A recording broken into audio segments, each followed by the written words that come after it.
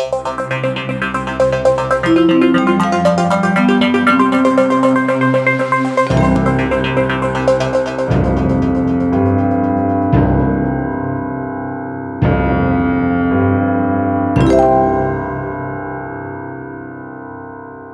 good evening, everybody. My name's Matthew Harding. I'm the Deputy Dean of the Melbourne Law School, and I'd like to welcome you all this evening for this Law Apps Bake-Off.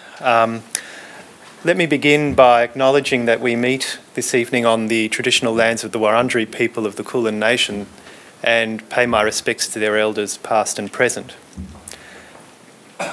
It's great to see so many people here, and in particular, I'd like to acknowledge Julian Ubergang and Dina Tutungi, who are representing the two sponsors this evening, Neota Logic and Slater Gordon.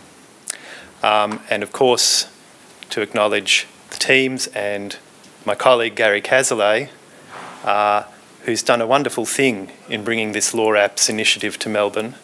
It combines rigorous legal analysis,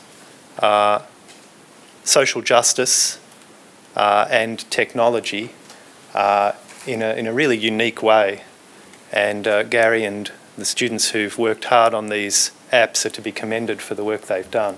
So I'm not going to say any more. I'm just going to hand over to Gary, the man himself, and he'll tell us a bit more about what we can expect this evening. I hope you enjoy it.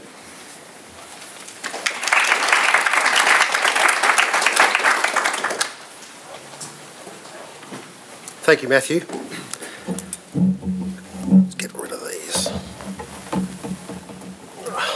Well, welcome to the third annual Law Apps Bake-Off. My name is Gary Cazalet, and I've had the great pleasure of teaching the students that you'll be hearing from tonight. I would also like to welcome the judges, the students, the representatives of the students' client organisations, colleagues, friends and family. And also those that are not here but are watching live from somewhere in the world. I know that there are people watching in the United States, hello, and those people also watching in the UK, hello. Tonight the students are competing for the Slater Gordon Prize for the best all-round law app. But of course this subject is not just about a competition. Tonight's event is an opportunity for the students to show you and to tell you what they've been working on, like really working on, over the course of this semester. You'll see at the essence for each of these apps is the belief that justice in our legal system should be made more accessible. In our justice system, cost and complexity often means that the public does not actually have practical access to the justice system.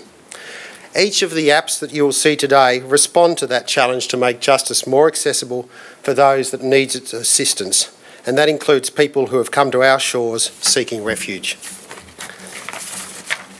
Early on in the semester, the clients were placed into teams of 4 students. I placed them into teams depending on which organisation they said that they would like to work for, but otherwise they were placed in without any regard to whether they knew each other or not. Each of the clients' organisations identified their most pressing needs and what they thought could be assisted by web-based applications built by the students, and the students then set to work.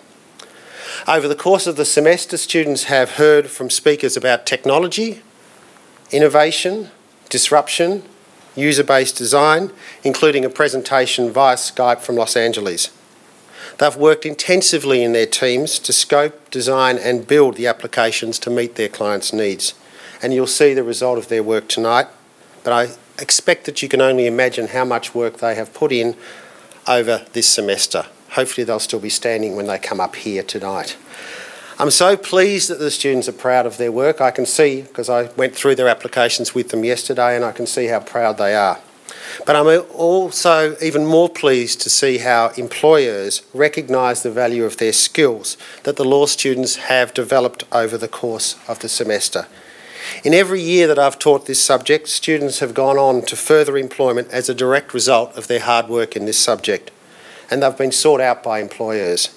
And also for a number of students, this subject has changed their direction and given them a new direction for their future, and that's also pleasing. Before I introduce the judges for this evening, I'd like to thank some of the people that have supported this subject. I'd like to support Slater and Gordon for their ongoing support over the last 3 years. Thank you so much. You've helped us offer this subject. Neota Logic supplied the AI software development technology platform upon which the apps are built. Even more importantly, they supplied the people on the ground to support the students, to support me, and to support the client organisations. Also, if you think this is just a one-off where they are being developed and shown to you tonight, Neota Logic also commit to supporting these applications for a time into the future after the applications are rolled out by their organisations.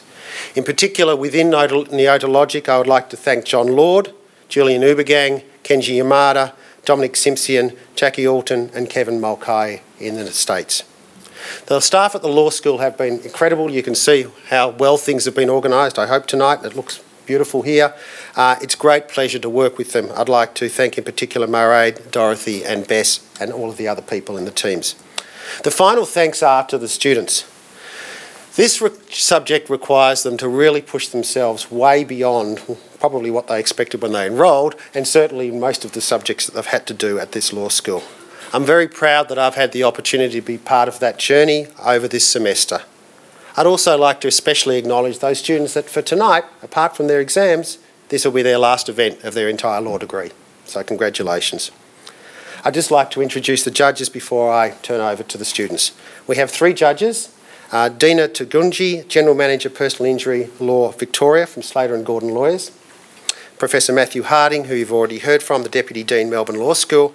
And Julian Ubergang, Managing Director, Asia Pacific, Neota Logic. In your programs that you've got on your seats, you'll see some background in relation to the applications. Each team will have a maximum of 10 minutes to present, which will be followed by the judges' questions. Okay, we're ready to start. The first presentation will be for the Bankruptcy Guide for Self-Represented Litigants for Justice Connect.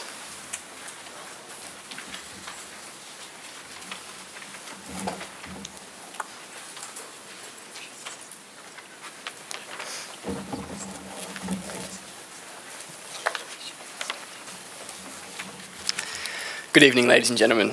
My name is Matthew Caldo, and I'm joined by Annabelle Tresice, Antonia Kelsina, and Shanez Diabray. We have developed the Self-Representation Service Bankruptcy Guide for Justice Connect. We'd like to take this opportunity to firstly thank our teacher, Mr. Gary Cazalet, for his enthusiasm and guidance this semester. We'd also like to thank Neota Logic for the technical support they provided. Finally, we must express our sincere appreciation to the team at Justice Connect. In particular, to Tori Edwards, Julian Vito, Lisa Harrison and Kate Fazio for their ongoing feedback throughout the process. Justice Connect's self-representation service helps individuals who are unrepresented in bankruptcy matters. The service's objective is to ensure that these individuals understand their legal rights and are empowered to take the best course of action to solve their dispute. People eligible for assistance are provided a 1-hour appointment with a volunteer legal from Justice Connect's supporting firms. Prior to this meeting, Justice Connect has a 20 to 40-minute intake phone call with the individual.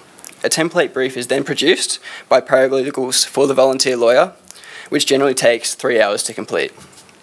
Justice Connect expressed a need to more effectively communicate tailored legal information to a wider audience and to also streamline their services.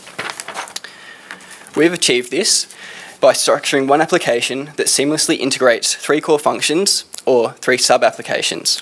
Firstly, it is able to provide the user with a tailored report, educating them on the consequences of bankruptcy.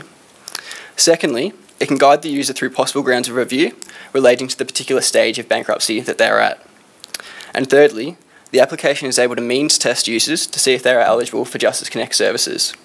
It also automates a document to determine the template that goes to volunteer lawyers. By integrating these 3 functions, our application is able to provide a complete solution and end-to-end product from the user, right from learning what is the consequence of bankruptcy, right up to their appointment with a volunteer lawyer.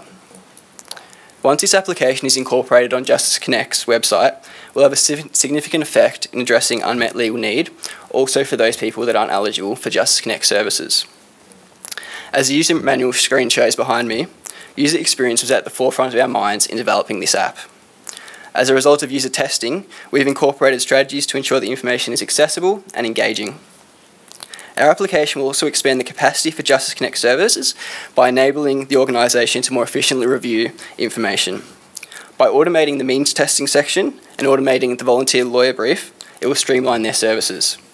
It is estimated that this will produce a time saving of at least 1 day per week for each team member that currently performs these tasks. I will now pass over to Annabelle, who will guide you through the application.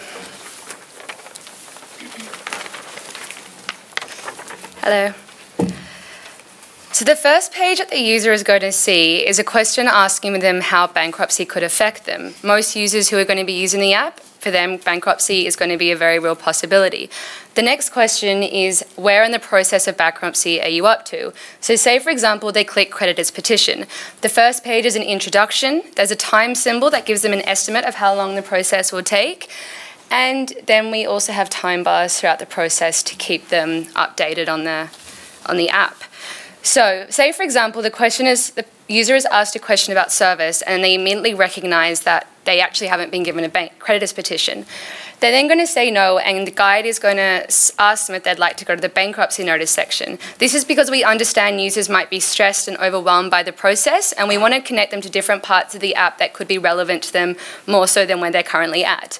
So if they say yes to this, they're going to be asked questions about the bankruptcy debt and how it was served.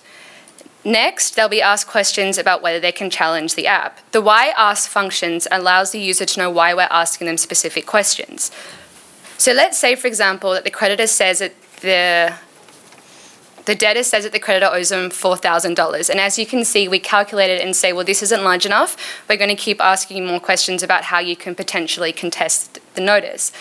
So with the functions of the questions of why, ask, and pop-up, this is really important because we've realised that users are quite over-optimistic about what they think that they can challenge something on. So for example, when we say put pressure on you, when you click on abuse of process, we actually say that this is a very high legal requirement and it might not be possible at all to overcome.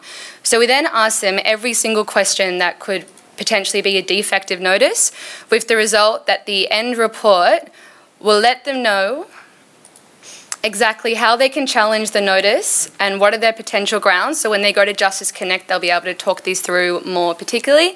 We give them the form that they have to fill out in the process to challenge a notice.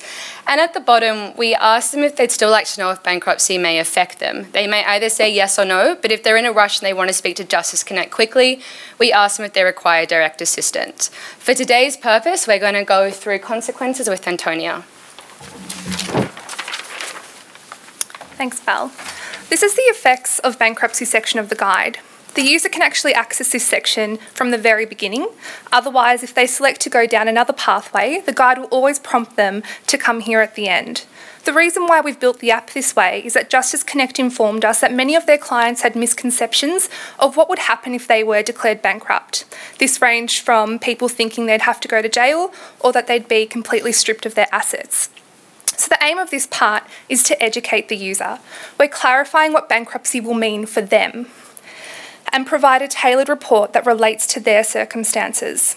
This section has been divided into 3 main headings: assets, employment and income, and obligations to the trustee. As the user progresses, they'll select options that apply to them and input relevant information that will be used to build their tailored report. A key feature of this section is the employment and income part. Here, the user can provide their income details and the guide will then determine if the user is over a certain income threshold. If they are, the guide then calculates an approximate income contribution that the user may have to pay during their first year of bankruptcy. From our user testing, we recognise that this page was A, long, and B, somewhat intimidating. There's a lot of numbers we're asking the user to provide. So what we've done to soften this is to include a note on the employment and income screen initially, which specified some documents that may be helpful to have on hand whilst completing this part. We've also emphasised this again in the why ask note on this page, reminding the user that they can save their session at any time and return if necessary. We've also stated why we're asking for this level of detail. We thought that was important to justify, as we found through our user testing that people wanted to know why they had to provide so much information. The final part of this section focuses on the obligations that the user may have to the trustee if declared bankrupt. Here, we ask the user to select an option which reflects their bankruptcy status, and depending on their status, relevant questions will appear. In this part, we see another use of our Why Ask pop-up. This is really useful here because it may not be immediately obvious why the user is being asked a particular question, especially where it's a question on international travel plans. What has that got to do with bankruptcy? But it all comes back to justification and legitimisation and showing them that there is a good reason for investing their time and using the guide. Finally, the user is presented with a report that has information that is tailored to the assets they own, their income, their dependents, their employment status, and any obligations that they may have to the trustee. And the user is then presented with an option to seek further assistance from Justice Connect, which Shanez will speak to. Thanks, Antonio. The next section of the app is the personal details and means testing section. We'll be going through this section quite quickly. One of the main functions of the app is to collect user information and to present it in Justice Connect's volunteer lawyer brief templates. The section of the app also assesses the user's eligibility for Justice Connect's self-representation services. Using complex reasoning, it assesses eligibility based on the user's income, their overall household income, i.e. if they have a partner or dependents, and their assets and debt. As you can see here, we have incorporated tips and added a large text box so the user can fill in their information easily. The eligibility assessment takes into account discretionary factors such as special circumstances and whether the user's issue concerns their primary place of residence. Once eligibility is assessed, and depending on the pathway that the user has taken, i.e. if they've selected consequences, if they received a bankruptcy notice, etc., a bespoke report will be generated for the user. The user and Justice Connect will also be emailed the transcript of the user's answers along with the eligibility report. As you can see on the screen, this is an example of an email that is sent to the user.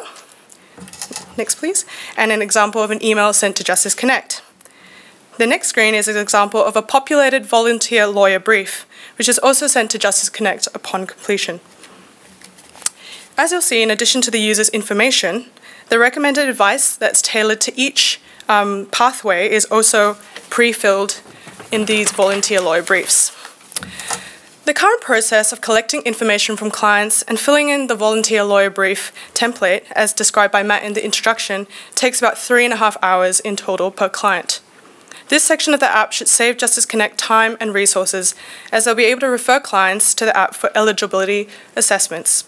Instead of having to spend time on the phone, employees of Justice Connect will be able to devote their time to other tasks. If a user does have a meeting with Justice Connect, the lawyer also has to spend less time on asking basic questions, and they can focus on the substantive issues and/or can assist with preparing documents.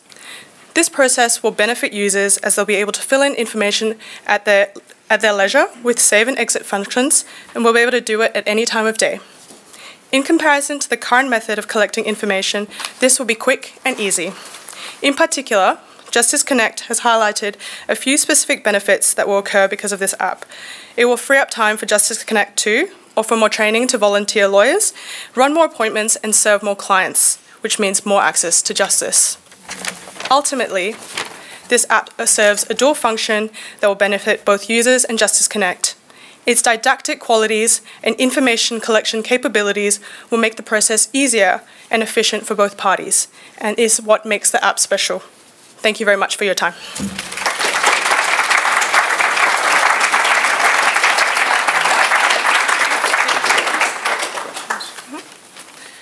Well, that was terrific. I mean, to be able to put together sort of a workflow like that, I can't imagine the work that's gone into it with all those different sort of combinations and permutations. I'm gathering you're servicing quite a vulnerable sort of segment of society, people that are feeling pretty stressed given what's happened to them. Can you talk us through the testing that you undertook and your thoughts about sort of the client's sort of capability and appetite to fill in a form of this length? Yes, certainly. So we did quite a range of user testing, and we did it we tested on users who may not speak English as a first language as well. And so what we found was that making the language as simple as possible was, really important. And in terms of that brief there, that's not something that the user would see. That is an asset for Justice Connect. But yeah, it all came down to language, incorporating design techniques such as the pop-ups and that user manual which would speak to them in terms of how to use the app, how to engage with the app.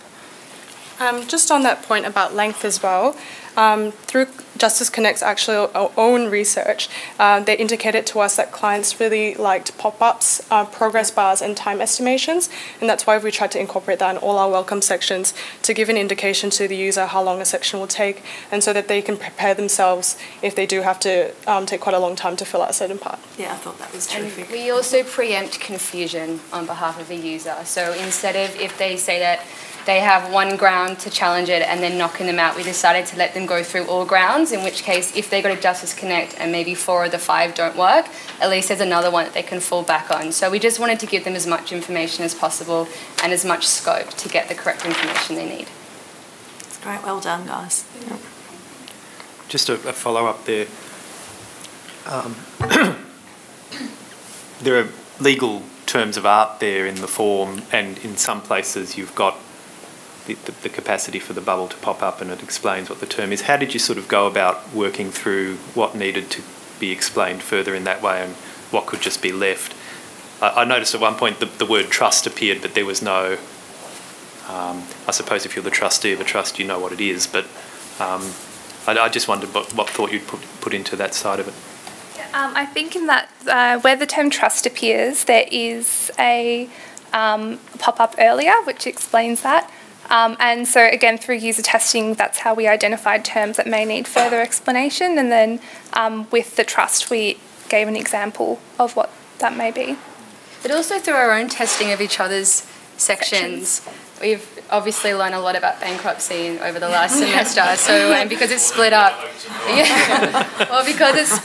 we'd go through and be like, actually, what does this even mean? I don't even know. So then we'd be like, okay, we have to put a pop-up here then and simplify it. So that was a big part of it as well. Thank you. So, I mean, amazing detail. I think everybody would agree that there's a tremendous amount of information that's really useful. I really like the iconography, the descriptions you used, and try to guide the user through the journey.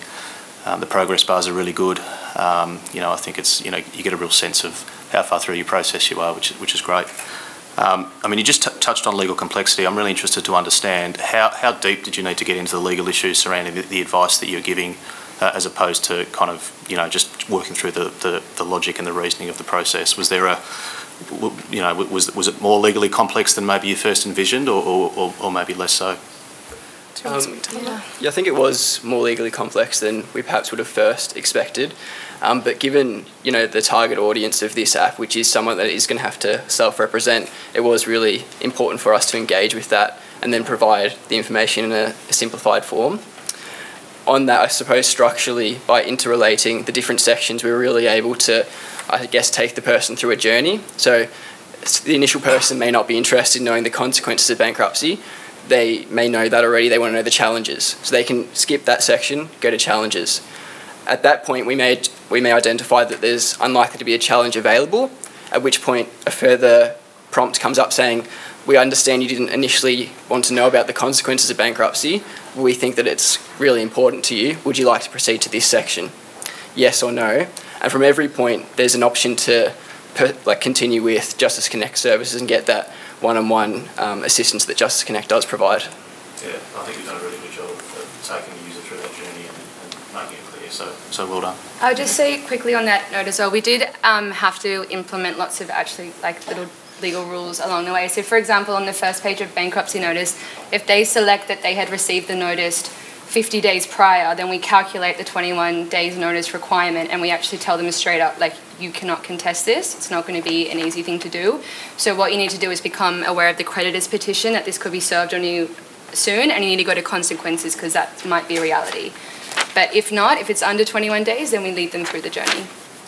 Sorry, just lastly on that point, I think the advice from Justice Connect was invaluable in relation to this as well. They could explain to us what a realistic expectation would be of a user. As we were showing you, when someone may click on a creditor's petition, they may not actually know what that is, and they may be led through to bankruptcy notice as a result of that. And understanding those legal complexities, not just in the basis of the legal rules itself, but how users interpret that, I think was really important for us in creating this app. Thank you. Well done. Thank you.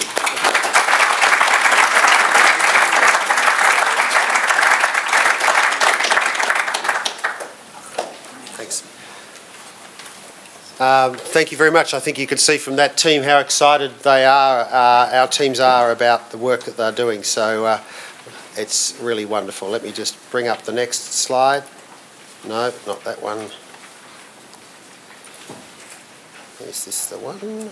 No, it's down here. The next presentation is the legal aid case helper for legal aid. If they could come up and we will find the right slide for them. It's there. Thanks. Got it. Okay.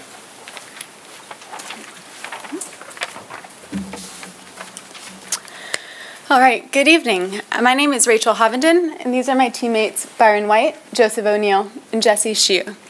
We're really excited to present our app, the Legal Case Helper, which has been designed for Legal Aid Victoria.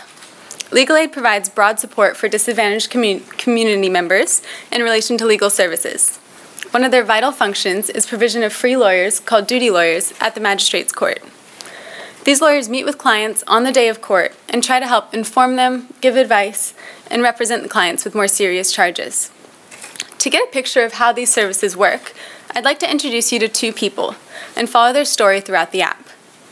These are technically characters, not actual people, but Legal Aid has shared with us that they represent the story of people who are in the court every day. First, meet Jane. She's a single mom juggling 2 jobs to give her kids a good education.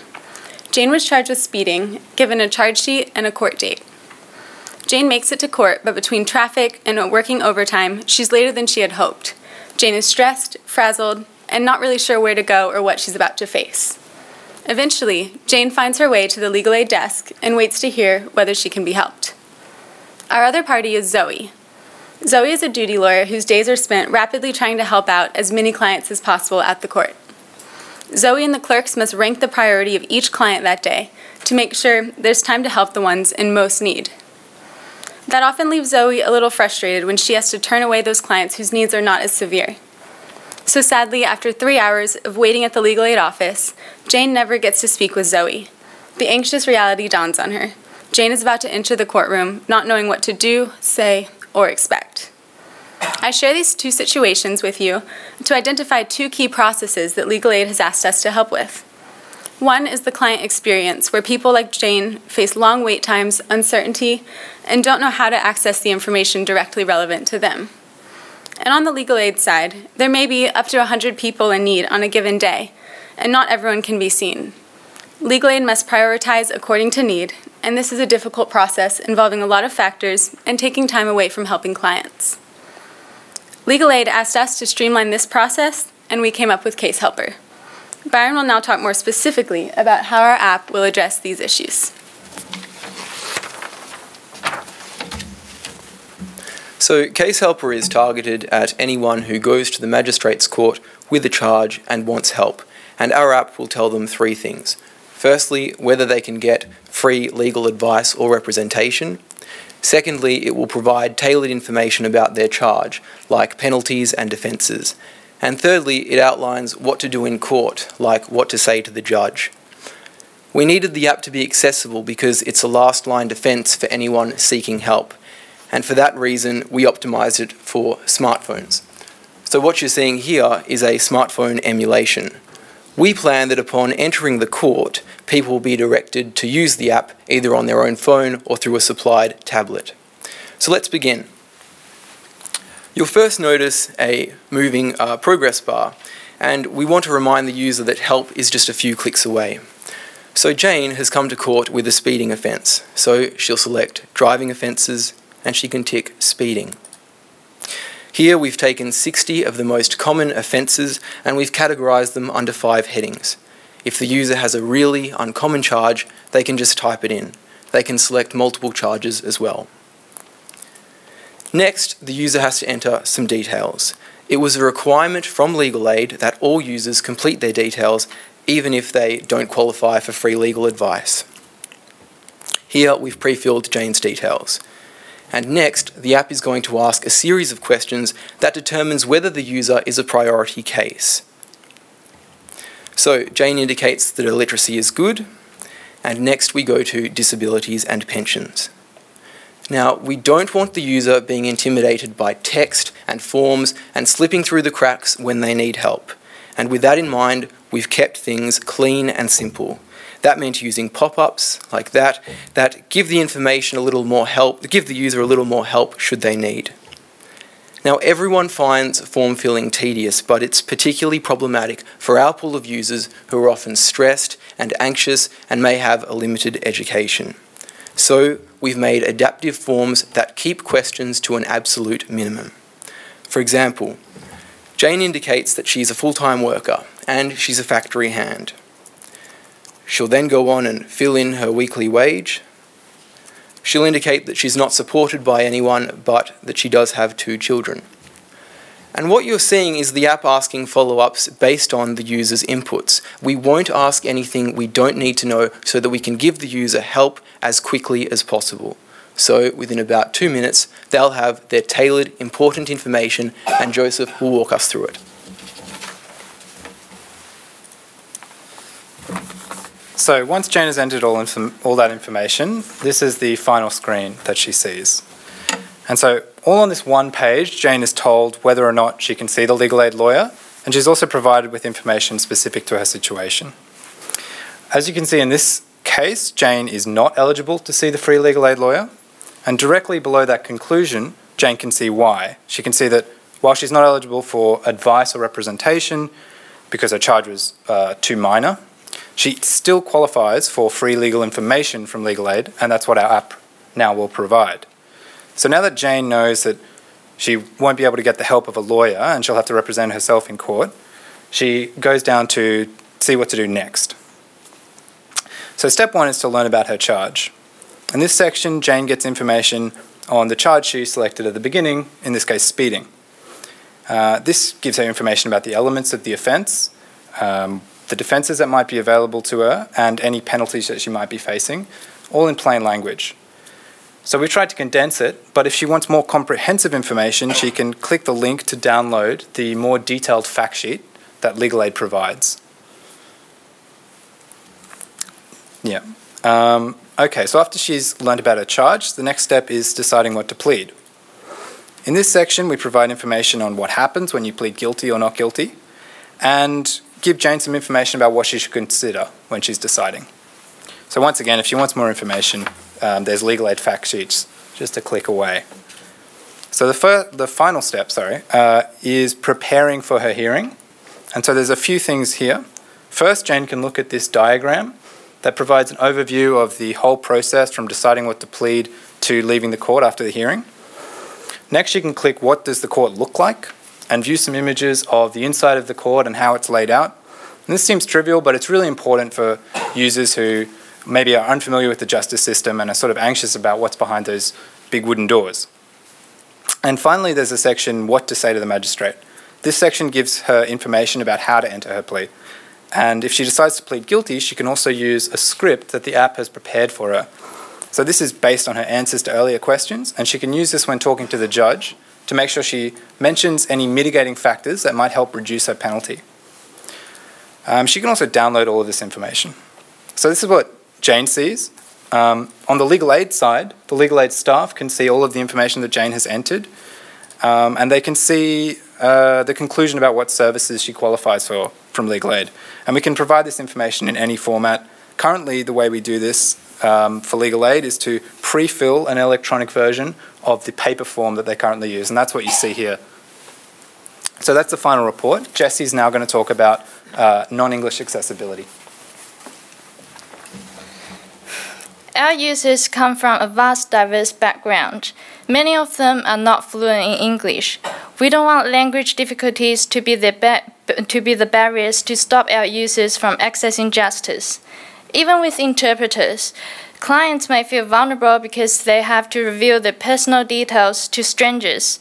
With the app in their own languages, users are empowered and encouraged to explore the charges and rights while their privacies are protected. Our app has a great potential to be adapted in different languages. As an example, we have built a Chinese version of the case helper. Let's imagine we're Chinese users. Click on the language button. Then we have a case helper in Chinese. In the bottom there, we have included a VLA hotline which serves clients in Chinese. The rest of the functions are the same as the English version. In conclusion, our app promotes access to justice by improving the efficiency of the system, prioritizing clients in different categories, and saving time for both lawyers and clients, while providing tailored information to help those who need. Now we have run through the whole app. Instead of waiting in an overly crowded and stressful area, Jen was able to find out her eligibility quickly by using the app on the phone. She also got information which is tailored to her charge and information on pleading. Moreover, Jen got a letter which has been filled with her details to help her to speak to a magistrate. Jane's details have been automatically emailed to a duty lawyer, and the VLA can keep a record of Jane for the future. Also, by filtering Jane through the system, Zoe is now freed up and have more time to focus on time-intensive clients who need to be prioritized. In a macro scope, around 40% of the cases going to Melbourne magistrate courts are traffic offences which are fully covered by our app, and around 15% of the cases are not eligible for duty lawyer services, which can be filtered through by our app. Finally, our team would like to say thank you to the Neota team, our lecturer Gary, and everyone from the VLA who helped us, especially John Sina, Jacob Turney, Daniel Bonetto, Shandima Srimana, and Rhonda Gotcha. Thank you very much.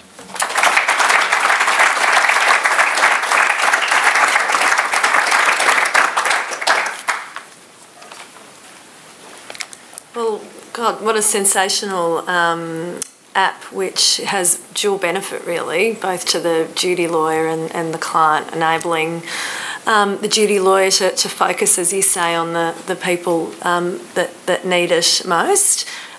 Just practically, so I imagine a lot of the triage will be happening at the legal aid office in the waiting room, is that right? Given that the vulnerable segment of society, have you done any research, I guess, on the number of people that don't have sort of access on their phone to log in, and do you envisage that you'd sort of have iPads accessible or some other alternative if people don't have the ability to connect to the internet? We haven't done any formal research, but we've got some anecdotal stories from people at legal aid about how many people walk in with smartphones. Yeah. And so it's not the majority who I think this app would be used by, but even a small percentage would be real help to triage away as many people as possible if they don't need to see the legal aid staff. But yes, to answer your question about iPads, we have talked with legal aid, and that's a plan for the future to have iPads. And this is sort of a responsive app, so it can work on any screen. Yeah, great, well done.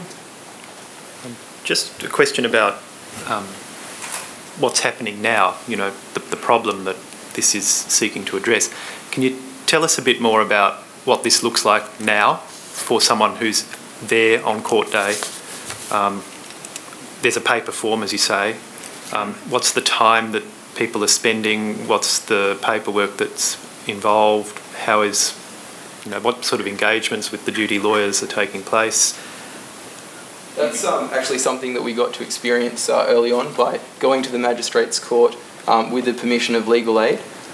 So we found the process a little bit confusing. It's a little bit intimidating from the start. That is just going through the doors of the magistrate court, being patted down by security.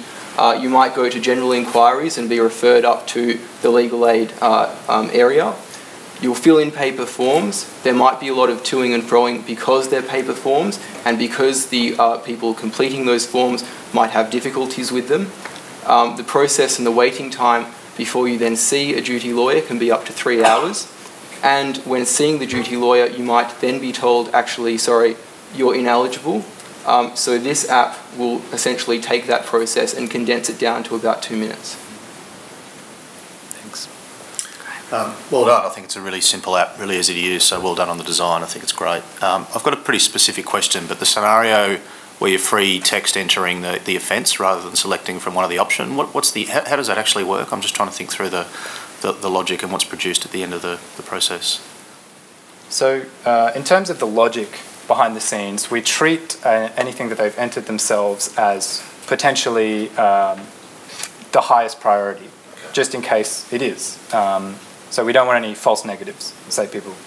So they don't get information about the charge because we don't yet have the text recognition to do that.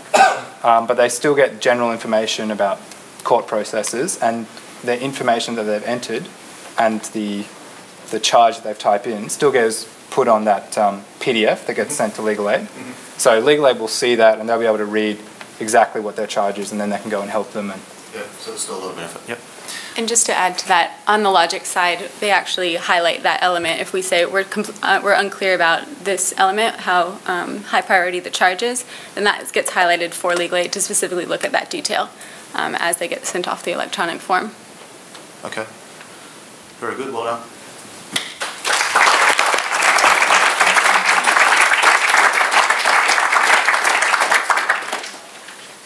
Thank you very much. Wonderful to see. Our next presentation is the Social Enterprise Legal Structure Advisor, which was created for Environmental Justice Australia. Thank you.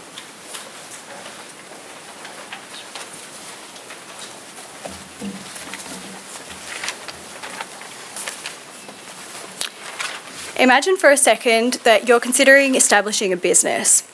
You're not sure about which structure to choose, whether you go for a not-for-profit or for a profit, and which one would be best suited to your needs. You're aware of the growing movement towards sustainable and socially conscious business practices and structures, and you would like to be involved, but you're unsure about how to go about incorporating that into your business. My name's Natalie Gombos, and this was a situation posed to us by Environmental Justice Australia.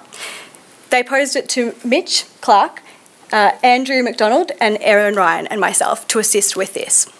Environmental Justice Australia is the peak body that act as strategic advisors and legal representatives to the environmental movement, and they promote a sustainable future.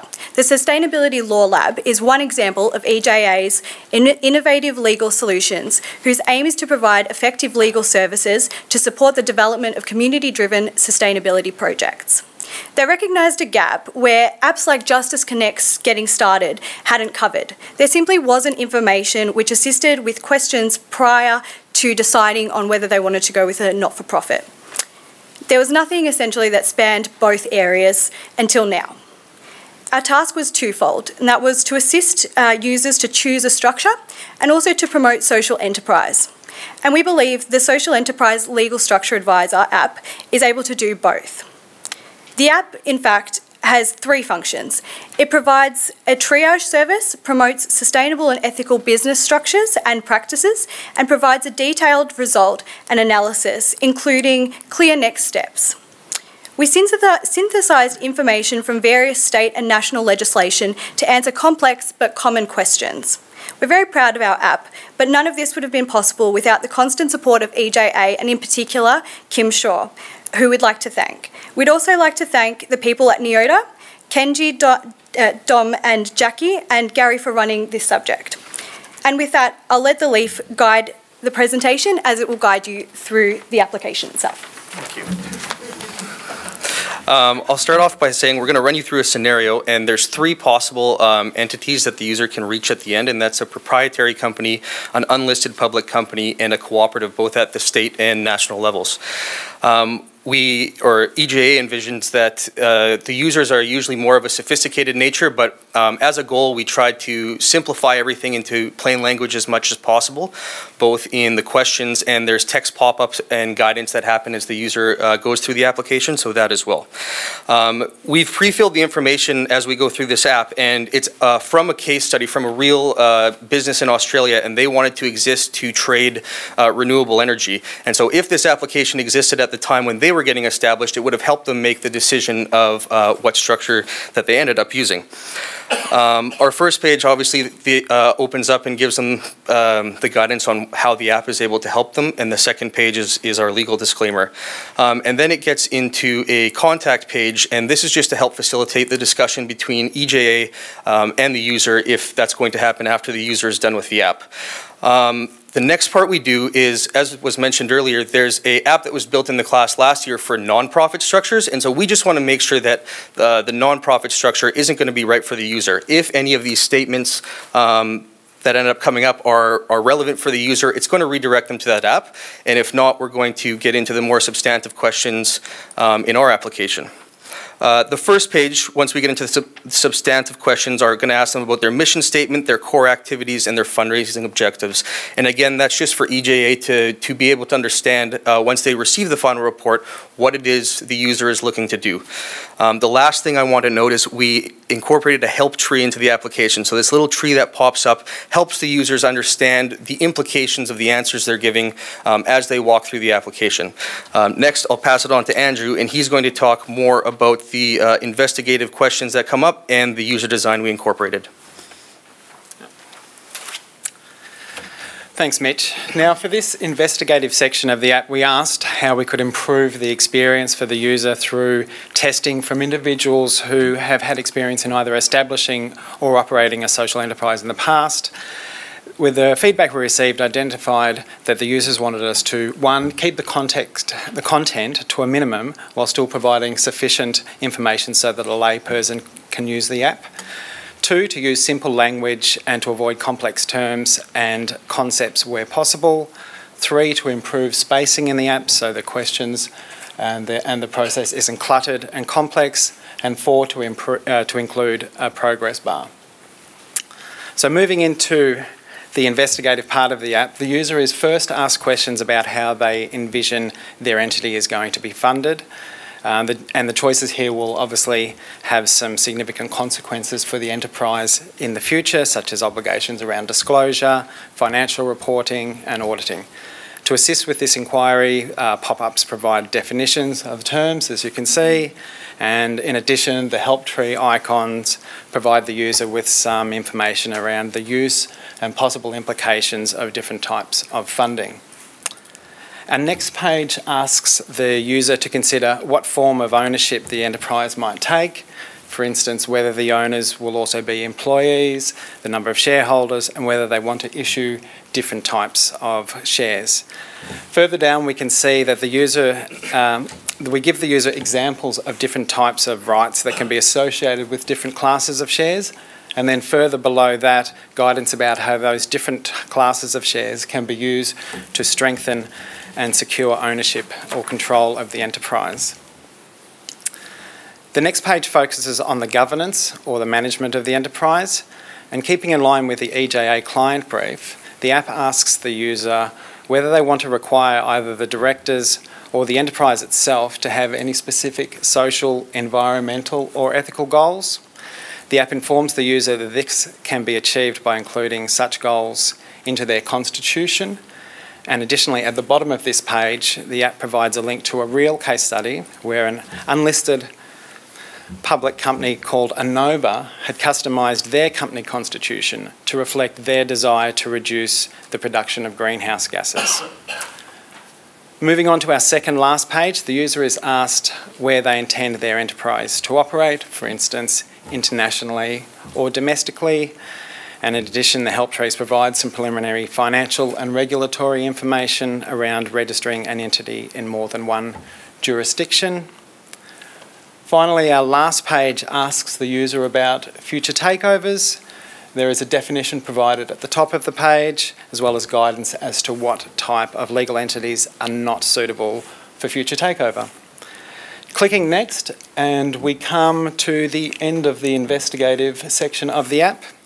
The app tells the user they have successfully completed all the questions and invites them to see the results. At this point, I'll hand over to my colleague Erin, who will take you through the report that is generated. Thank you. Thanks, Andrew. I'll be running through the results and final report that appear at the end of the app. Our app uses weighted scorings. Although many of the questions in our app ask for a yes or no response, there's a degree of complexity behind this. Each response is individually weighted to lean towards or away from certain legal structures. Certain answers also act to exclude certain legal structures completely from appearing in the user's final report. Once a user has finished answering the questions, their responses are all added up to give them their final result. As you can see, in our case study, the most suitable legal structure for them is an unlisted public company. We've included a brief description of what that legal structure is, and we were conscious of including too much text, so we've provided more details through this link.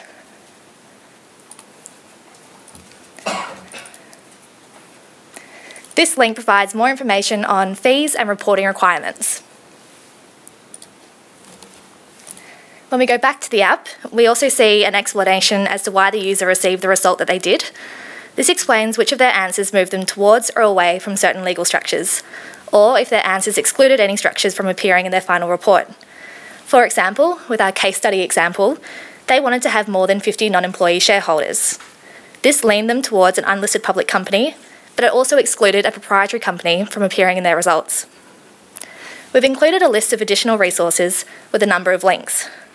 The first link provides a list of case studies of Australian social enterprises who use a variety of legal structures. The second link provides a cost-benefit comparison of structures. In our user testing, we were told that having tables comparing structures is particularly useful, so we've put together this easy-to-use table comparing the costs and obligations of each structure. We have also provided a link to a list of additional suggestions for incorporating further social and environmental goals into the user's enterprise. Finally, as our user was recommended to register as an unlisted public company, we've also included a link that explains how they can do so. Finally, just back down the bottom, we have a contact details section which explains the contact details for the Law Lab's principal lawyer, Kim Shaw, should users require any further assistance or legal advice. And that brings us to the end of our app. Thank you.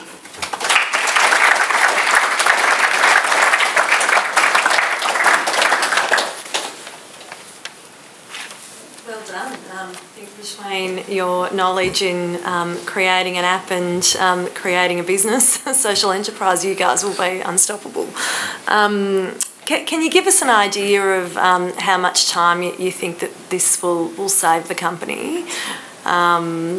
You know, how often do these sorts of inquiries come in, and how much time would it take somebody to triage something like this without the app? There, as we were talking to Kim in our initial discussions, this seemed to be a massive issue for him, and it was at the forefront of what he wanted us to do, essentially. Yeah. He got a lot of questions about the different structures, why choose one over the other, and so for him, having an application that could just potentially help to eliminate some of those more obvious questions but also guide somebody in the particular direction would save him seemingly quite a lot of time. Yeah, it's not just about saving time for the lawyer once they meet the client, but also giving the client, like galvanising the idea of what they're looking for and giving them some guidance of what entity is best going to suit their enterprise. The intersection with the Justice Connect app seems very important to me, at least. And I imagine there'd be a lot of groups who'd be coming with a sense of their mission or purpose, but without a clear sense of structure, and so profit, not-for-profit might not matter all that much at that early stage, and so it's good to see people directed to the not-for-profit guidance in cases where that's appropriate. Have you had discussions with Justice Connect about it linking back the other way? People using their own app being led into Justice Connect. Our initial idea was to actually maybe take a copy of that app and build in this functionality as well, but we ended up going with a separate application altogether. But I think looking at the functionality of that app, that's something that because they're two separate organizations, can maybe look at combining in the future. Kim, just to interject as well, Kim did actually say that he wanted to look into doing that, and also there is a profit application as well that hasn't been connected to anything that we've built in previous years. But he did want to consider that in the future, but it was just a little bit out of our scope at this time. Yeah. Well done. Great effort. A very complex area too. So yeah, really good job. I just wanted to explore the user testing a little bit. So how did you identify the right sorts of organisations to go through and help you with this process? Were they organisations that had been through this process, or were they organisations going through this process and you know, effectively giving you real life examples of you know what outcomes they needed? I just wanted to explore that a little bit. It was actually a mixture of both. We got our client liaison Kim to reach out because he had a few connections to people who were considering starting social enterprises, but also a couple who had already established them, because we wanted to check that their results matched up to what we had provided. So we asked a few different people. We provided them with the link and a survey and got some useful feedback. Excellent. Great job. Thank you. Thank you.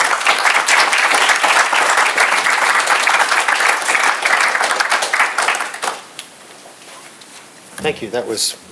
You can see how much work has been involved in doing all of these applications. That's extraordinary. Okay, so the next presentation is the Consumer Lease Compass for Consumer Action.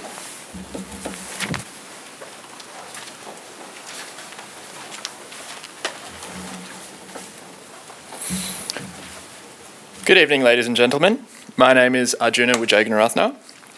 My team members are Ifan Gao, Madeleine Close, and Matthew Acarito. We have designed the Consumer Lease Compass for Consumer Action Law Centre. Consumer Action are a community legal centre who offer free legal advice and pursue litigation on behalf of disadvantaged and vulnerable consumers in Victoria. Consumer Action asked us to develop an application that assists caseworkers and financial counsellors in dealing with complaints for the provision of consumer leases. As it stands, the complaint process is actually quite rigorous and complex.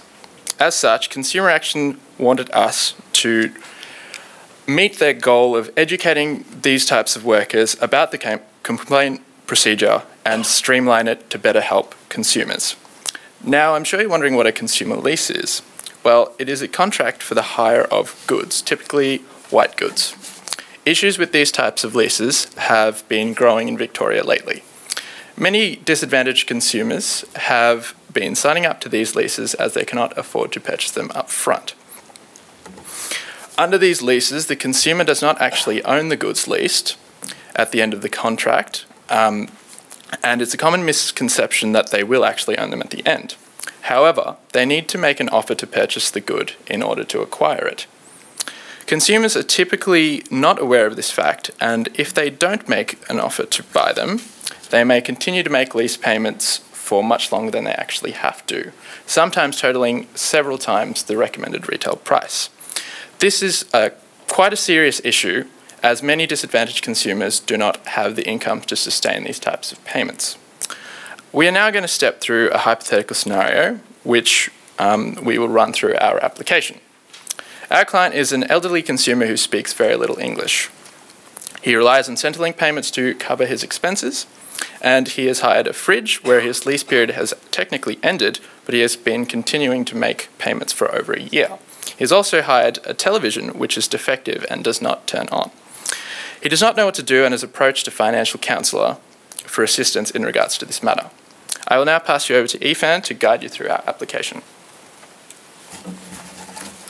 Thanks, Arch. Now I will take everyone through our application. As you can see, this is our opening page. So the application, it includes some information about how the app will works, and also 3 functions and outcomes that the application will generate, which is a complaint letter, a request of document, as well as a request for hardship assistance letter.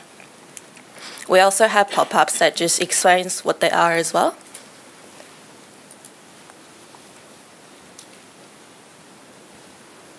Yep, so that's just a general disclaimer page.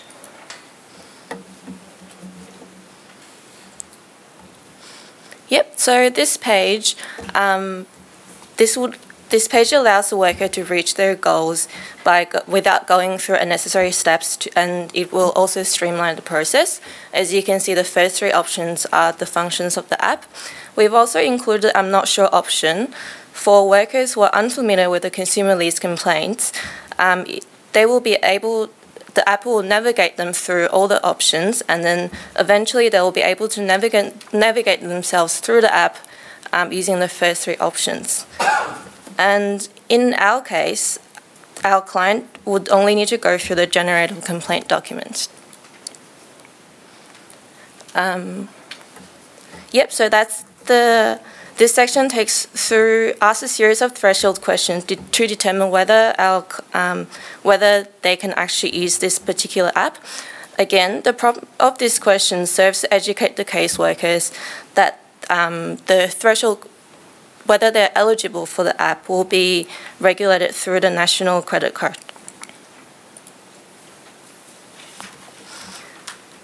Now, so if there is an immediate risk of repossession, the app will flag to the caseworker that they need to send a complaint letter immediately to the ombudsman instead of the provider. But for our client, we'll click no for both of them. And we have also pre-filled the agency and worker information. We've also got our client's basic information. And now I will give it to Maddie. She'll guide us through the problems of the app. Thanks, Evan. On this page, the user enters the information about the lease, and this page also provides the worker with links to the Ombudsman website to determine which is the relevant Ombudsman for the provider. And from this page, they can also get the address and contact details for making complaints to the provider, which have been filled in. In this case, the client has 2 leases and the details of that have been filled in. The problem page is designed to help the worker identify the legal issues relevant to the client's case. Which problems they select will determine which questions they are asked next. There is also another chance to go down the hardship request route instead, if the worker determines that's more appropriate.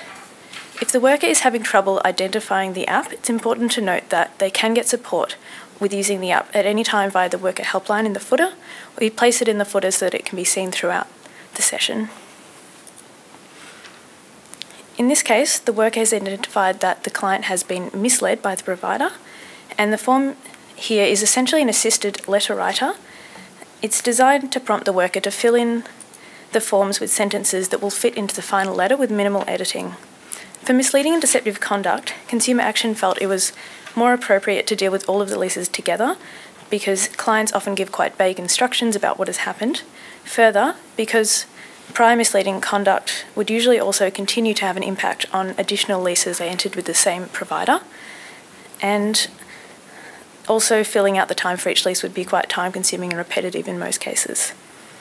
The boxes can also be expanded if the worker needs more room to type, and here, because of ABC Rental's conduct, the client believed he would own the goods at the end of the lease period when this was not in fact true. This page allows the worker to identify what loss was experienced because of the conduct, that connection being important legally, but not something that would necessarily always occur to someone who wasn't legally trained. And here, the client also had issues with his TV not working. Because consumer guarantees with faulty goods are obviously relating to specific goods, we felt it was important to specify which for the different leases, and the user will be asked the questions for each lease if they indicate both are faulty, but in this case, he only has an issue with his TV. And here, the user is asked about what the problem is with the TV and whether they have asked for help and what the response was.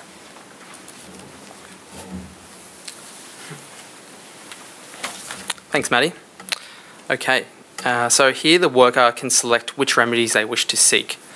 The options are not limited by references to which issues have been identified because Consumer Action wanted it to remain open-ended. The pop-ups indicate when they might be available.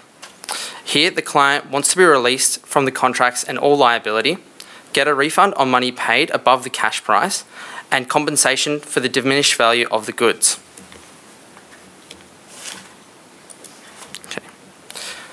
Okay, so we come to the end of the app, and the worker here can download a letter as a Word document and follow steps to make a complaint to the lease provider.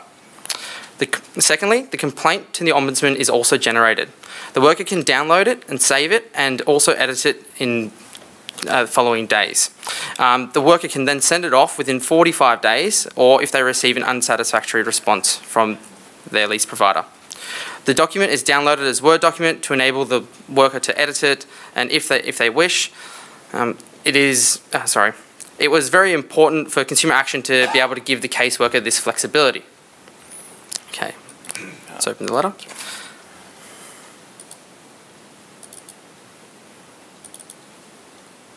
Okay, so the tailored letter sets out all the legal issues, inserts facts and details about the clients and what they are seeking.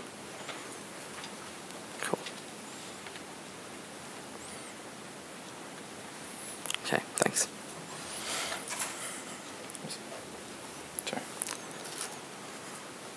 Okay, so this comes to the end of our presentation. We believe our application has achieved the goals of Consumer Action and hope it will be a useful tool for the financial counsellors and other caseworkers. We would like to thank the team from Neota Logic for the support while developing this application. We would also like to thank Melbourne Law School and of course Gary for providing us with the opportunity to extend our knowledge in this new area of the legal industry. We would also like to thank Cardia Sanderson from Consumer Action for all the help and hard work on the project. Do you have any questions? Thanks.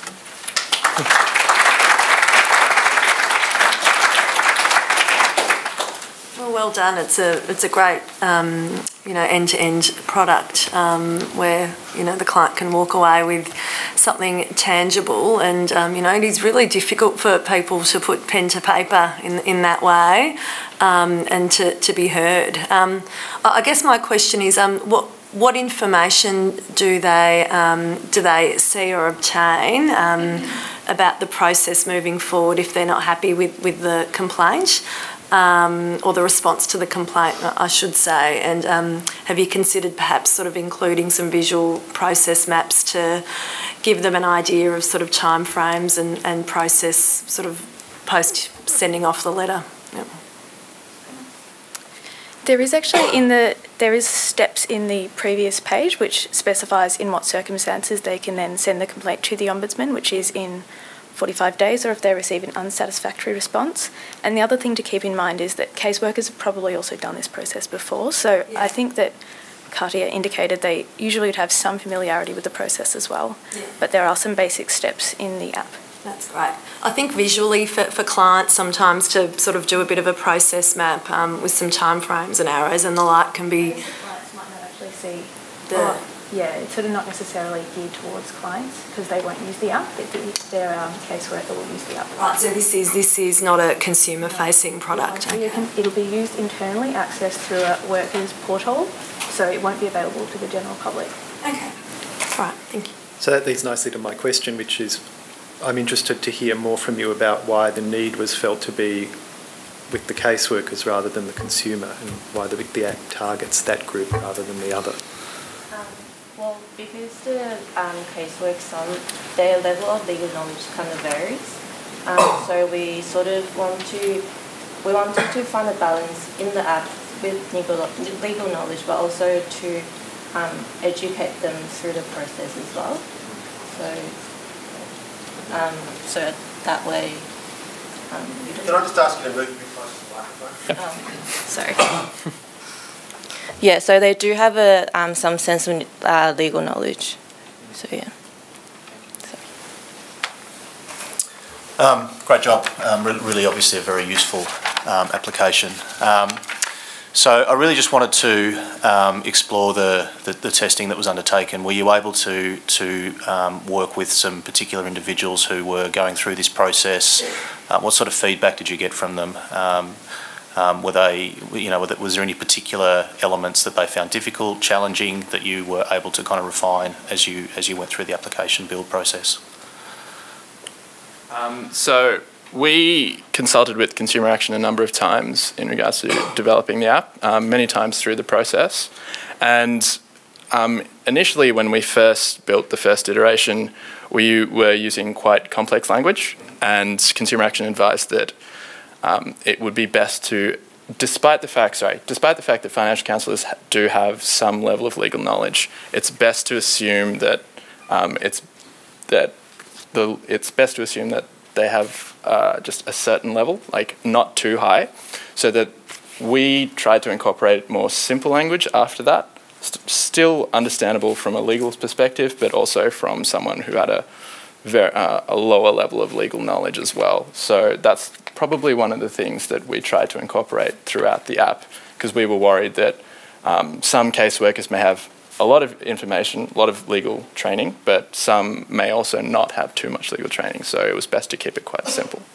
So just a quick follow-up on that. Any quantification then of the time saving on average per caseworker going through this process opposed to going through their standard checklist, I guess?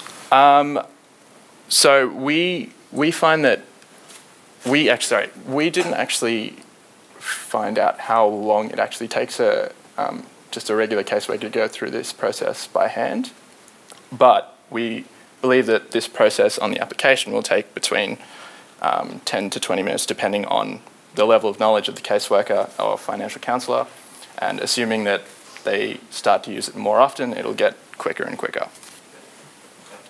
Great job. Well done.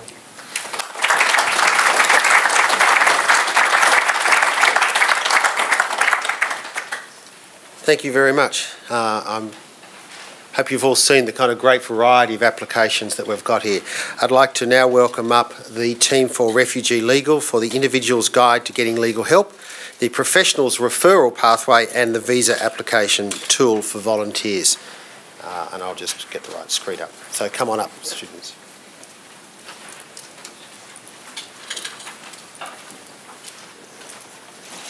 There we go. Thank you, Gary. Good evening, everyone. My name is Jessie Fernandez, and my team members are Camilla Woods, Danielle El-Haj, and Tristan Shepherdley. Over the past few months, we have worked together to build a suite of apps for our client organisation, Refugee Legal. Firstly, we would like to give great thanks to the team at Refugee Legal, Executive Director David Mann, and in particular Jim Horsley and Linda Budd for their feedback, support and enthusiasm throughout the project. We would also like to thank Gary Cazalet for organising this unique opportunity, as well as the team at Neota Logic for their patience and support. Since 1998, Refugee Legal has been providing free legal services to asylum seekers, refugees and disadvantaged migrants. They have been at the forefront of refugee advocacy and test case litigation in the High Court. The global refugee crisis and dramatic rise in claims for protection in Australia has significantly increased demand for refugee legal services.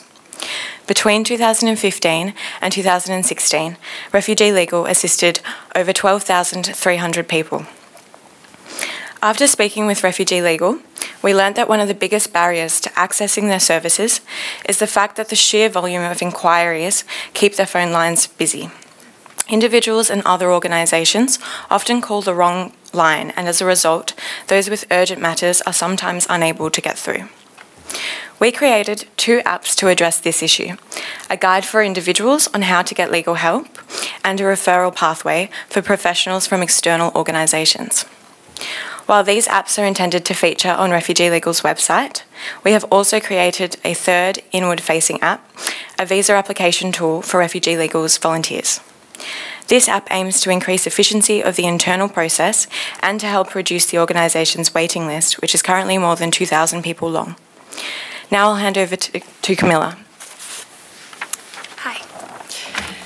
I'm Camilla Woods. I'm going to be running through the Individual's Guide to Getting Help. So from the beginning of this project, Refugee Legal outlined to us the significant unmet legal need for their services and the administrative struggles faced by their organisation. Our solution needed to engage in a preliminary way with those people attempting to make contact with Refugee Legal without causing a floodgate scenario and placing a heavy administrative burden on their already stretched resources. In developing this app, we placed the focus squarely on orientation and explanation. We were careful to create a visual language that struck a balance between being personable and professional, but always clear and easy to understand in a way that didn't alienate people based on their language or literacy skills. We've built the app in English, but all of the functionality has the potential to be translated into different languages. The welcome page allows users to select their preferred language. Users are asked a series of questions, and based on their answers, the app is able to classify them into the relevant visa process. People in prison, detention, and existing clients are directed to the reception line. Applicants who arrived by plane or by boat before August 13th, 2012, and who are not already clients, are directed to a phone advice line, which is open at specific times. Fast-track applicants are people who arrived in Australia by boat after the 13th of August 2012. These users are directed to a visual explainer about entering the fast-track application process. Note that we've sped up the video for this presentation. We discussed with Refugee Legal the fact that the process for applicants can vary significantly, and there's a risk in confusing or misdirecting users with information that might not be relevant to them. However, in user testing with one of their clients, the feedback for an earlier version was that there wasn't enough information to direct users to their first steps for getting help. It's imperative that applicants understand how to get help from Refugee Legal to begin the process. We refocused the visuals to provide clarity on first steps without mishandling clients' expectations about the substantive process. And I want to thank Ken Chung for his help in developing the visuals. Users are directed to a downloadable checklist. They can start to prepare themselves for simple questions necessary for Refugee Legal's client intake, which can help with the efficiency of this data collection. But also, it's hoped that the ability to begin to prepare will provide users with constructive steps to take towards the process, rather than simply being provided with a telephone number. It's our intention that this app forms part of the first point of contact with clients and encourages them to make contact with Refugee Legal and begin their application process. Danielle is now going to run over another point of entry by professional referral. Thank you, Camilla. Good evening, I'm Danielle, and the next app that we created for Refugee Legal is the Professionals Referral Pathway. The purpose of this app is to improve the efficiency of the referral process and to allow urgent cases to bypass the often busy main phone lines. As you can see, we have mandatory fields that must be answered by the user, which are indicated by a red asterisk. Some fields are therefore optional, so that those with limited information about their client's situation can still send a referral containing the most crucial pieces of information, including the professional's details and the client's name. If the nature of the inquiry involves a visa cancellation or family violence, this triggers a triage function prioritising these urgent issues. Both urgent and non-urgent referrals are emailed to Refugee Legal. In order to trigger the email referral, a consent form must be uploaded. This means that a consent form is already on their system when they receive the phone referral, and there's no time wasted in following up this authorisation. Having a mandatory upload function also ensures that Refugee Legal is not overwhelmed with potentially incomplete referrals unnecessarily burdening their administrative process. In this example, the referral involves a visa cancellation, which the app will classify as urgent. The user is advised that Refugee Legal will contact them in 24 hours because of the urgent nature of the inquiry. The organisation is also notified that the matter is urgent in the email subject line. This allows Refugee Legal to prioritise matters that require a prompt response. Our app ensures Refugee Legal can spend less time on administrative tasks and more time providing their clients with the legal assistance they need. I will now hand over to Tristan, who will talk about the app for volunteers.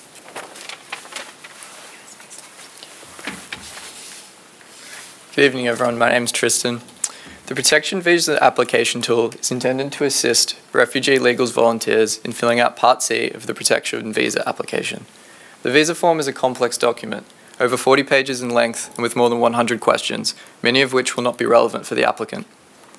Almost all asylum seekers require legal assistance to correctly fill it out.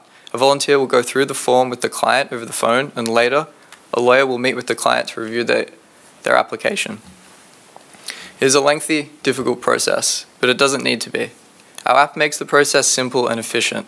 The client's answers are entered into our app and are produced onto the original government document. For this presentation, many answers have already been inputted, but in practice some answers will be selected by default. These have been chosen based on feedback from volunteers. For example, most clients will not have arrived in Australia with a valid visa, allowing 2 follow-up questions to be readily skipped. Along with the name and date of birth of our distinguished client, the first thing you probably noticed was the navigation bar at the top of the screen. That's my only joke, so I'm glad that landed. The government's form is not intuitive in the order it presents questions. Questions about one's name, place of birth, and address that should logically be grouped together are instead scattered throughout the form, making it difficult for volunteers to return to previous questions. Our app has reorganized the questions into pages that would allow someone unfamiliar with the form to complete it. Another important function of our app is in what it chooses not to include. Many questions in the original form are only relevant if the applicant has answered yes to a previous question. Yet they take up a great deal of space. Here, a bulk of the form is hidden until questions become pertinent to the user. This page is a good example of how our application saves time and space. 2 simple questions mask 15 potential inputs. Entering substantial information about the roles and duties performed while in the military can be difficult with limited space available. Volunteers are often forced to use attachments. It is much easier to type in an appropriately sized text box. And the same thing can be seen on the following 2 pages in slightly different formats. Throughout the app, you will have seen words highlighted in orange. After speaking with volunteers, we learnt that they have to refer to a separate sheet of paper for information on the meaning of a particular term and guidance on how the question should be answered. The orange words integrate this information in a more user-friendly manner by popping up when hovered over, something especially helpful for new volunteers. When the volunteer has completed as many or as few questions as they wish, the visa application can be downloaded. Additional answers can be entered if necessary. Here you can see the completed application. Well, that's not it.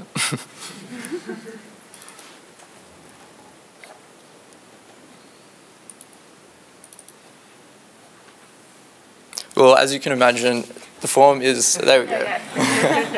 Yay. So yeah, this is part of the form. And as you can see, the questions are scattered all over the place. Text boxes are insanely small, and it's just generally a really unpleasant thing to be looking at. Thanks very much.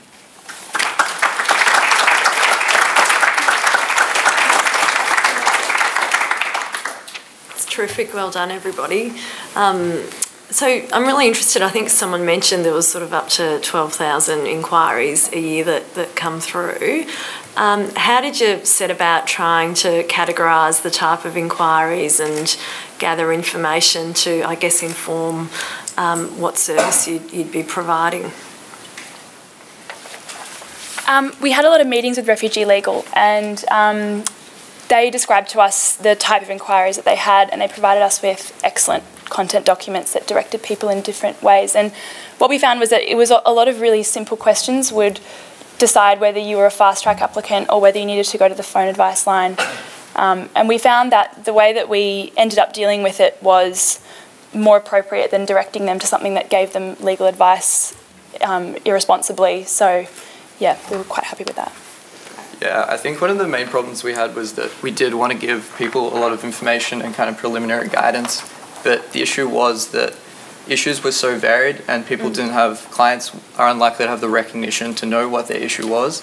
So we kind of, to also integrated it into Refugee Legal's existing system of dealing with clients over the phone and having them attend clinics, we preferred to do an orientation kind of process and to at least guide them to the right starting point rather than giving them information.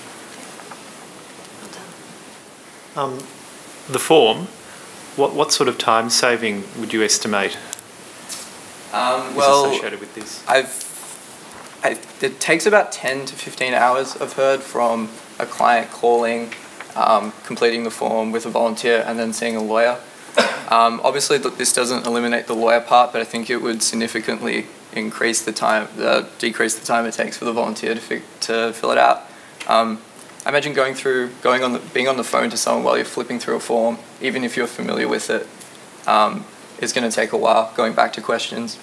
I think as well the other benefit is that when you're asking the client, if you're doing it through our app, that you're asking it in a way that makes logical sense. So yeah, as I mentioned, if you're going through the form step by step in a traditional sense, then you're going to be like confusing them because they're wondering, why is my name being asked? And now you're asking me about employment history. So I think it's a lot of small time saves across a bigger process. So can I just clarify the initial triaging app that the first one that you presented? So the current process is that people contact a phone number, they then have to kind of call again between particular times on particular days. I mean, that must be... So we're effectively giving them a really clear contact point immediately. Did I get that correctly? Yeah, so I guess when we first met with Refugee Legal, we were given a sense of what the current process is, which is exactly that. So people are given a number to call at a specific time on a specific day. They don't really have any idea about what the process is going to involve, how long it's going to be. They might be unprepared for the wait times between clinics, which I can understand can be up to a year between appointments and clinics, and phone calls in between those. What we tried to do is not quite triage. The client referral app manages to triage, but in terms of the individual app, they're just directed to the correct information so that they're not clogging up the phone calls with confusion and or calling the wrong number on the wrong day at the wrong time. Okay, sounds pretty helpful. Well done. Thank you.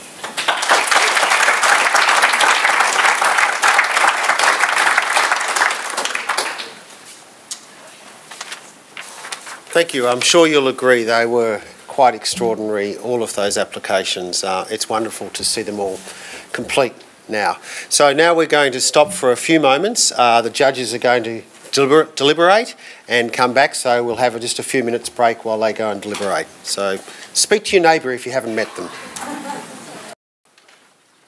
So the judges have considered their verdict, and I'd like to invite Dina to come up and announce the winner.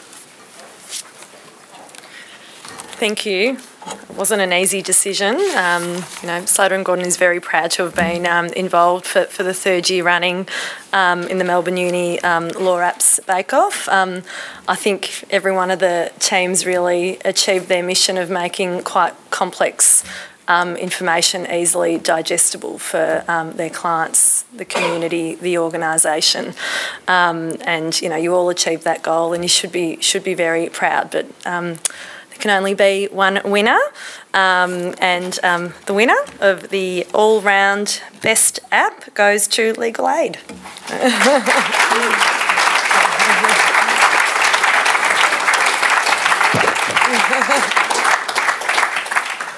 Congratulations. Thanks very much.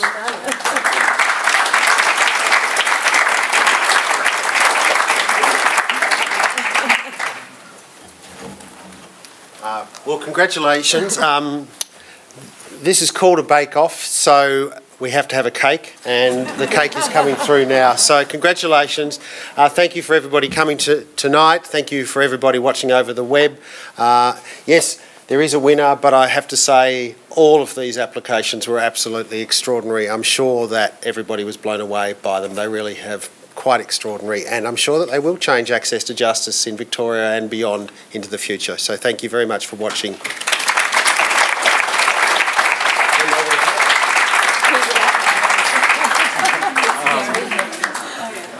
I reached for it. Yeah, I got it. Don't drop it. Do you want to say Who wants cake? Well done, guys. Just amazing. Extraordinary. Thank you. Thanks to Legal Aid. Very, very early on, we got a lot of support. We saw the duty lawyers, and the duty lawyers, we were really inspired by them. And it was a lot of work, but it wasn't hard work because we saw how important their job was, and we hope that we can help out with this app.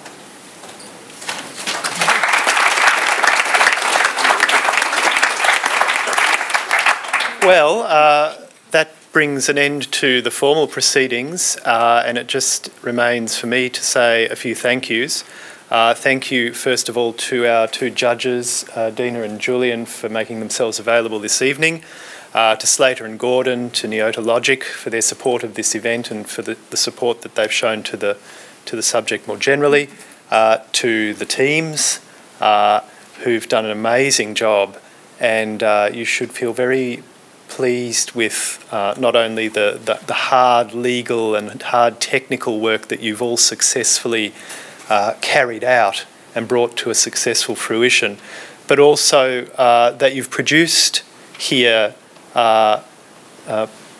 products that are going to change people's lives, and that is the sort of commitment, social and political commitment, that we're very proud of in this law school, and that we celebrate in our student body.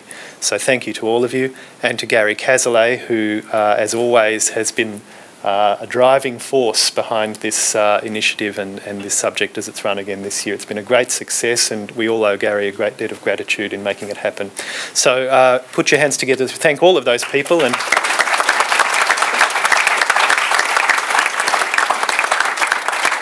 join us now for drinks.